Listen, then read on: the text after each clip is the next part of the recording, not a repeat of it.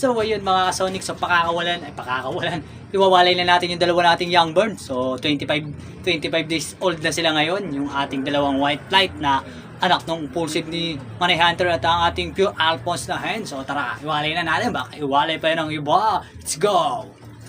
Iyan sila mga kasonic, so malalaki na yung mga yan, malalakas na rin yung tumuka.